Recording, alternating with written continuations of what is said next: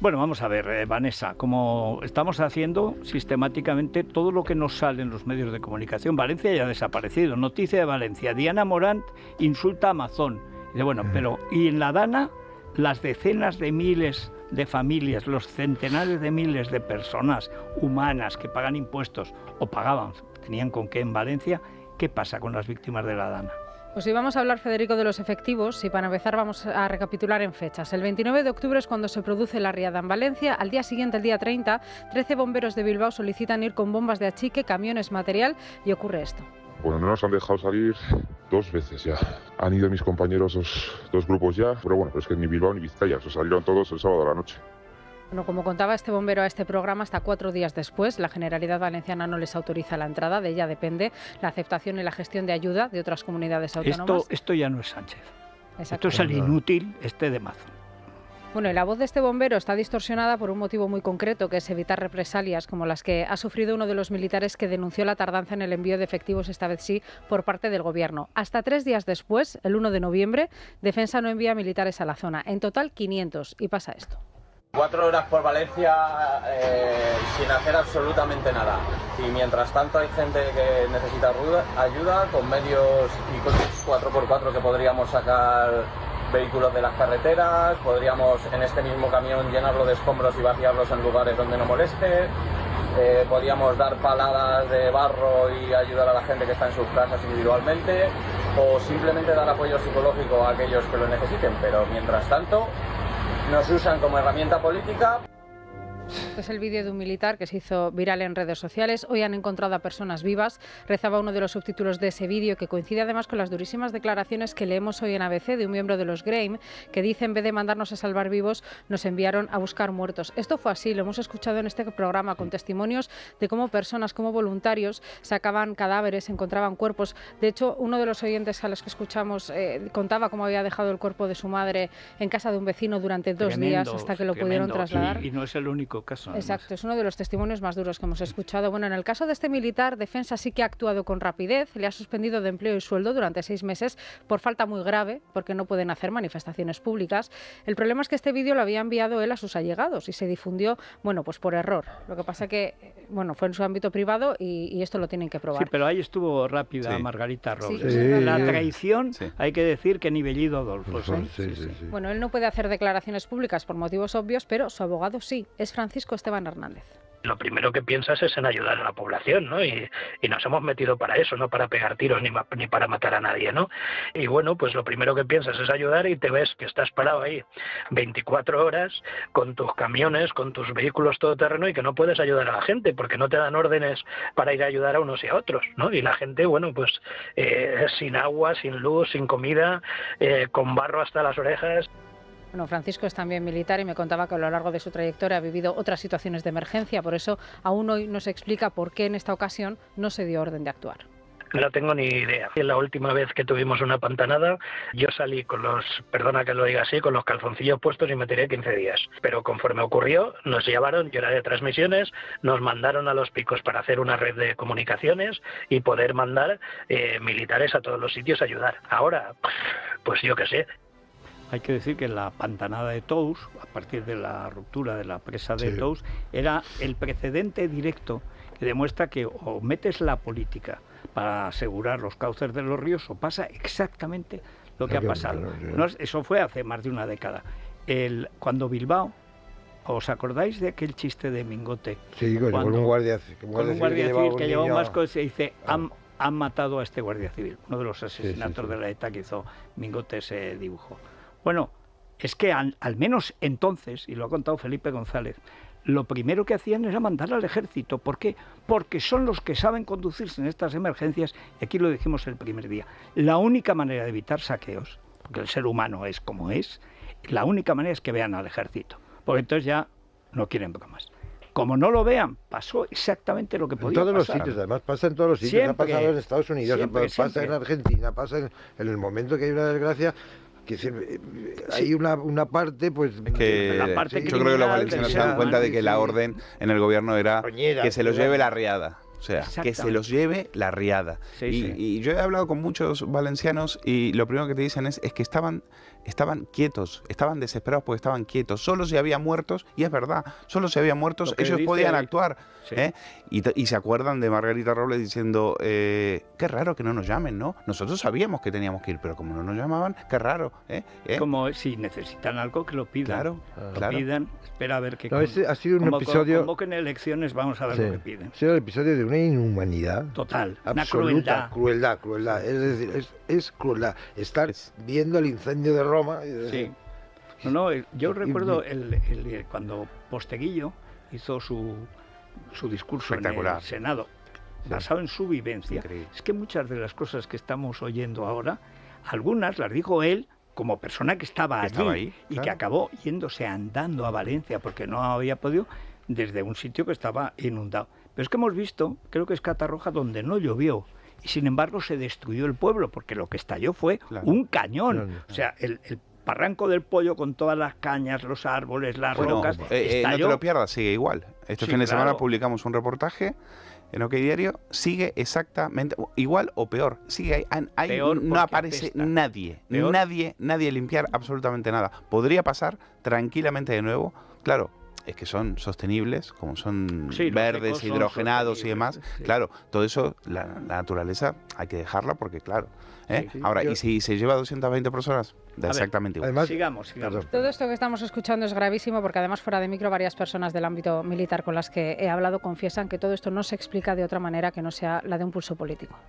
Pues la sensación que hemos padecido los militares los primeros días era una sensación de impotencia, ¿no? De no poder salir de las unidades, que estábamos todos preparados para atender a los ciudadanos y atender a Valencia, sobre todo para salvar vidas. Pero evidentemente somos militares, obedecemos órdenes y mientras no llegue la orden, nosotros no podemos actuar. Nosotros lo que estuvimos fue acuartelados con todo el material preparado para salir y atender a la población. Pero no querían que saliera. Cuando sale Sánchez, después de Paiporte, yo estoy bien. No, tú estás bien siempre, que claro, ni sientes ni padeces, pero tú sabes la de muertos que hay y es que se podían haber evitado. Tú sabes la de daño a los coches, a las casas, que se podían haber evitado y que ahora es una putrefacción. Todo lo que está volviendo del mar. Van a tener una temporada turística, que lo comentabas el otro día, Vanessa, que va a ser espeluznante. Pero bueno, y entre los propios militares, porque acabamos de escuchar a Marco Antonio Gómez Martín, él es el presidente de la Asociación de Tropa y Marinería, gracias a la cual ha salido a la luz un brote de sarna que ha surgido entre los efectivos desplegados en la zona. Nuestros compañeros estaban desempeñando su función en la Dana sobre mediados de enero y finales de enero. Acudieron a los servicios médicos que estaban allí y nadie les dijo nada de lo que padecían. Al volver a sus unidades, estar con su familia y con sus compañeros, tanto en el cuartel como a nivel familiar, al persistir los síntomas que ellos consideraban que no eran normales, acudieron a los servicios médicos que cada uno tiene contratado, algunos en sus seguros privados y otros en la sanidad pública, donde le diagnosticaron que tenían sarna. Es decir, se les ocultó el brote, siguieron trabajando sobre el terreno con otras unidades que rotaban y por eso saben que hay más infectados. Y además no es la primera vez que se enteran por la prensa de algo así. También les ocurrió con las declaraciones públicas de Margarita Robles cuando había habido agentes hospitalizados por infecciones en el lodo, algo que dadas las condiciones en las que están trabajando no les extraña.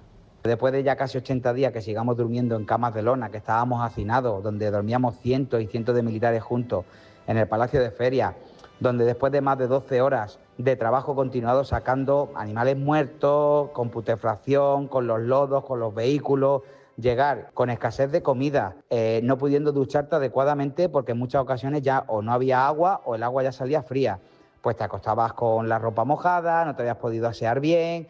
Entonces esto ha sido un caldo de cultivo para que haya este tipo de enfermedades. No nos quejamos del principio de la misión porque hay que estar para salvar vidas y atender a los valencianos. Pero después de 80 días, siendo el Ministerio de Defensa la mayor, empresa logística que hay y hemos sido capaces de desplazarnos y de llevar todo tipo de material a otros países y en zona de guerra, ¿cómo no vamos a ser capaces de dotar a nuestros militares de algo digno? Que no queremos hoteles ni buffet libre, queremos solamente dignidad.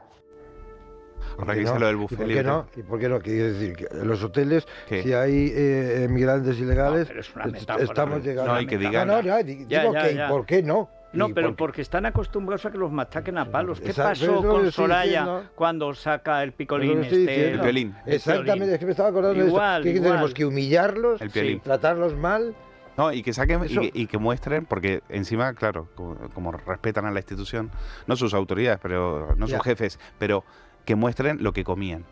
O sea, claro, o sea, si encima los tienen famélicos, porque la comida que le daban era peor que la que le daban en Vietnam, pues los entonces, únicos que se han entregado ha sido la iniciativa fotografías privada. En las que se puede ver las condiciones en las que están. De hecho, han elevado un escrito a defensa, pero siguen sin respuesta. Siguen esperando que les responda el ministerio. La sarna es lo mínimo, con esa alimentación, sarna es lo mínimo que te contagias. Pero es tremendo, efectivamente, ahí lo que decía Tomás, y además lo hemos visto muchas veces. Dice, aquí yo he abierto la tienda por Juan Roch, porque no he tenido más ayuda. Otro decía yo, si no es por Amancio Ortega, aquí ni me entero de que no se dice lo que hemos visto, y además todos lo dicen, que es así. Algunos llorando, que han venido de toda España a ayudarnos, y vuelven a venir, y cada vez en peor situación. Es decir, es que no solamente no ha mejorado, es que claro, lo que no se arregla, empeora.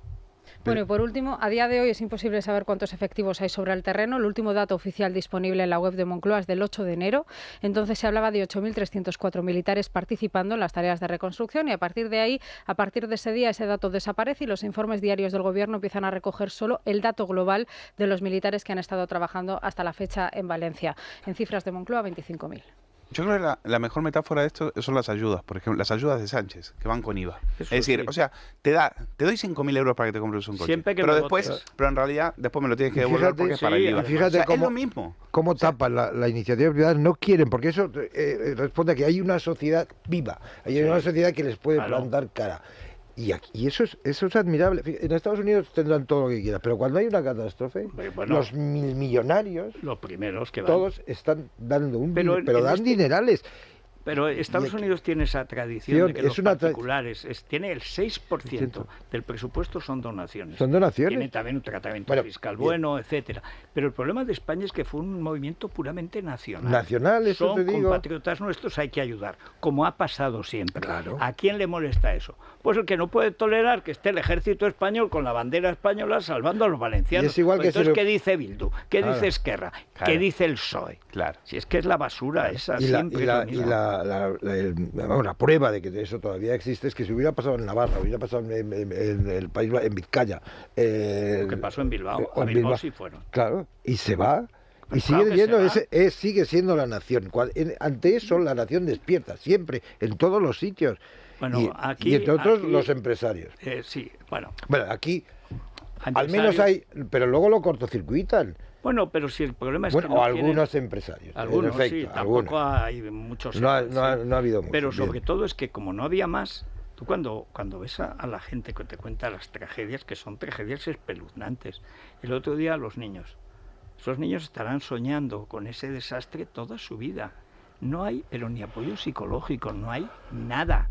Hay más parados en psicología que en casi ninguna carrera. Nada. ¿Por qué? Porque están empeñados en vamos a quitarle Valencia a la derecha, que encima no se la van a quitar. No. En fin, bueno, muchas gracias, Vanessa. Como siempre, un trabajo, pero extraordinario.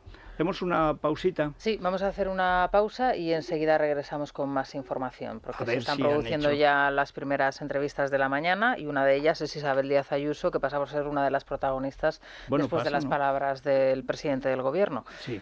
Dice que no tiene miedo. Es que ya estamos en eso, ¿eh?